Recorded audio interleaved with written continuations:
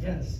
I'm Curtis Morrison. I'm an immigration attorney. My specialty is I sue the federal government for policies that are harmful to immigrant families. So that's what I do.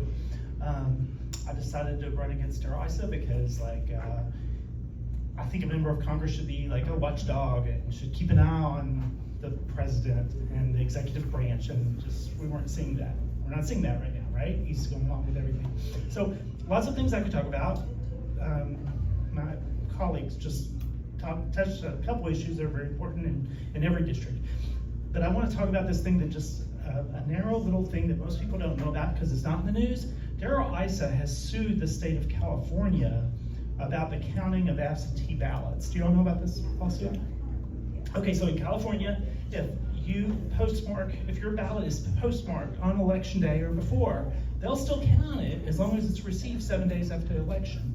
This is like so important for veteran, well, not just veteran, but like deployed service members and also seniors that maybe can't get out to the polls and wait in line and stand all day.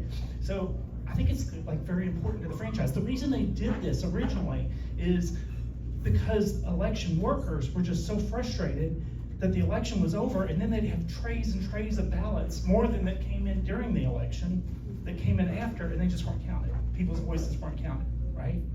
So that's why California did this. Darrell Issa is trying to stop it, saying it's unlawful. I filed a motion to intervene as a defendant. He opposed the motion, and 2 weeks ago, the judge granted the motion and allowed me to intervene as a defendant in that lawsuit. But that's not the good part. The good part is one of the arguments that his Judicial Watch attorneys made on why I should intervene is they said, well, this is about the general election, and it's speculative whether or not Curtis will come in either first or second to go to the general. So he might not even have standing to intervene. And like, what's his skin in the game? And what I pointed out in my briefing, and the judge found it compelling, was how does Darrell Issa know he's going to come in first or second? Right. Before people learn, right? So the judge found that compelling, and so the judge made sure everybody in the hearing understood that he was extremely concerned about Darrell Issa's standing to even bring this suit. So today, the judge issued an order on a briefing schedule where we're going to brief that issue, right? And the hearing's going to be on October 3rd, 2025. My brief's due June 11th. So I think that's pretty exciting. We might be able to